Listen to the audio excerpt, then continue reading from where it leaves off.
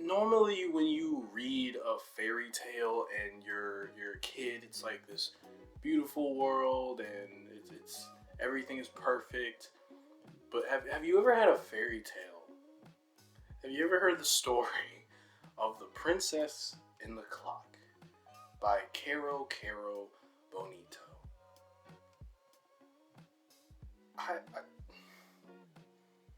This song is like if a fairy tale exploded and all that came out was just more amazing, pure joy.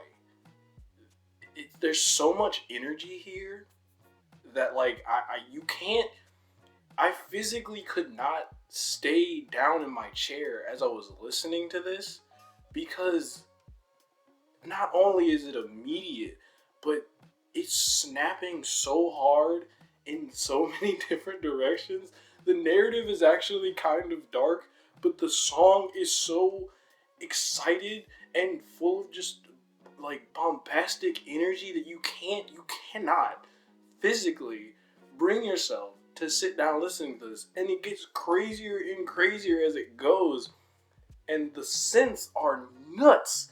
Oh my goodness, the synths are insane. Like I was I, I was laughing because it was just so bewildered by how beautiful and just full of joy this song is. And yet at the same time, at the core of it, the narrative seems to be dark because it's about this princess who one day wishes for some wings and she flies over the sea, and then she's found by these people, and it seems as though it's implied, or at least from what I could gather, because I was trying so hard to listen in, but it's so hard at the same time because you just want to dance when you listen to a song.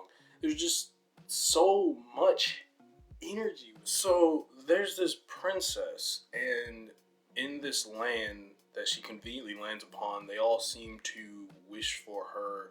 They seem to have been wishing for a princess, and she sort of wakes up in this place, and it seems to imply that she's stuck there for all eternity, undergoing some sort of trial that never actually reaches a specific date. And so it and it even talks about this with how it says throughout the years her brushstroke never faltered. There was nothing ever wrong with it.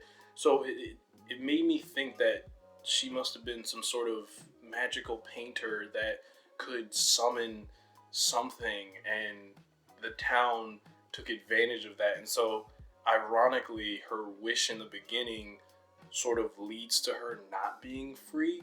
Of course, I could be hearing this completely wrong because I just couldn't stop dancing and I had to so that I could make this video. There's like this is a weird, it's a juxtaposition.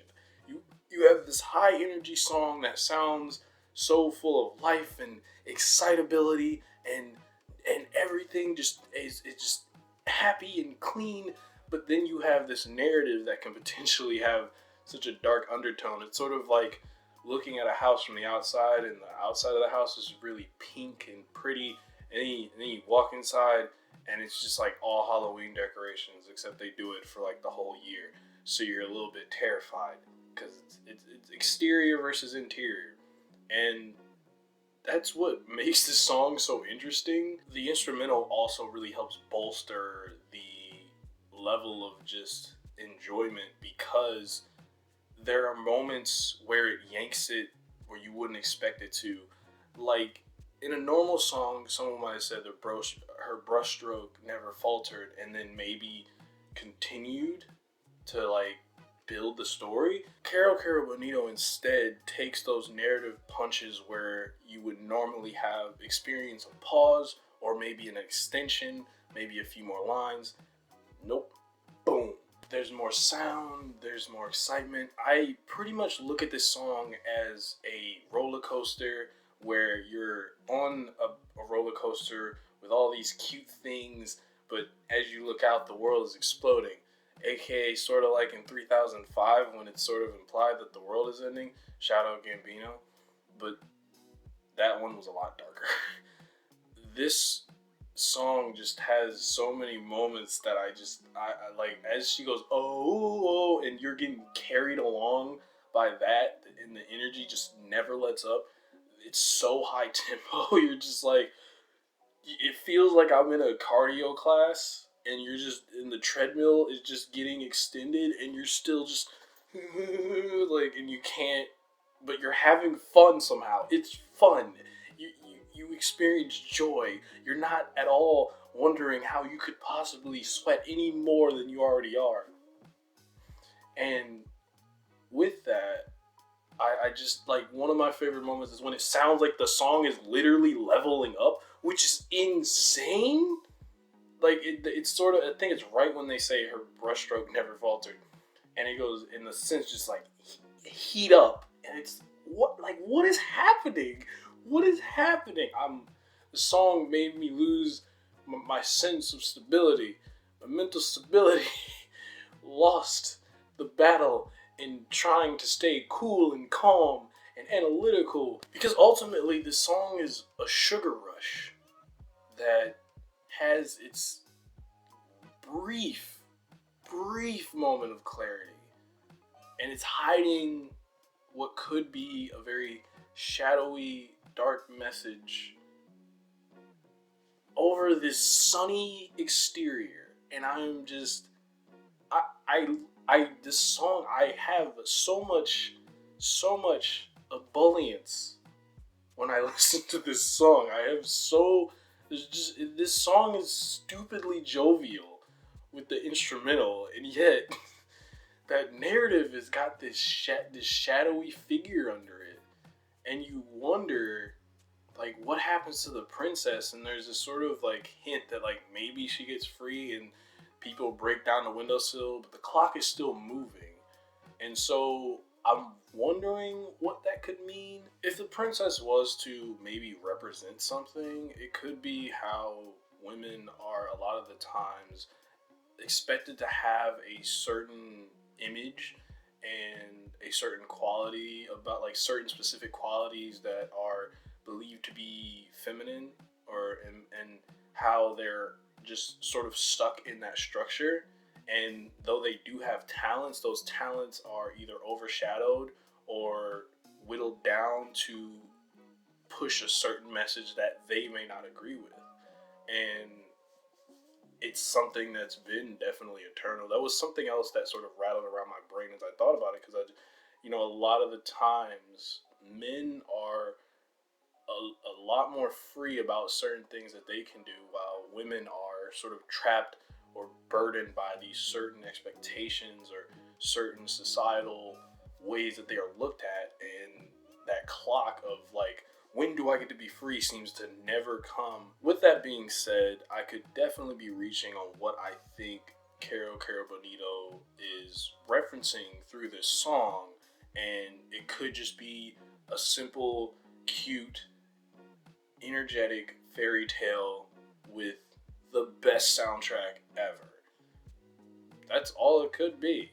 But, overall, right now, out of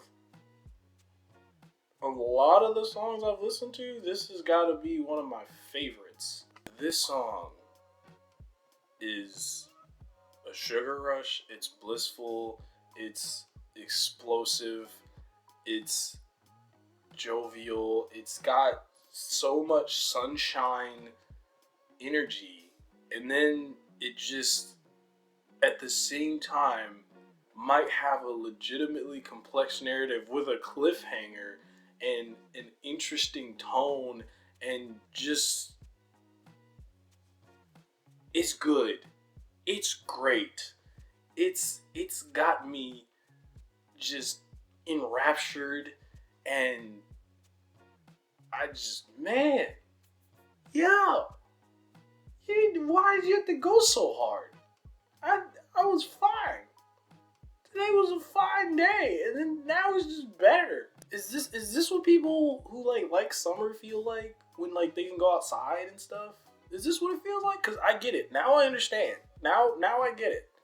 I used to just be a vampire, but now I might just have to stop sucking blood, because man, Princess and the Clock. Kero Kero Bonito. Well, this guy says, if you're trapped in a glass tower with a clock, I guess you're never out of time. I'll be here until the video ends, because that's just how YouTube works and how editing works. And yeah, and then I'll be here in the next video because you won't see me outside of this internet space that I'm trapped in.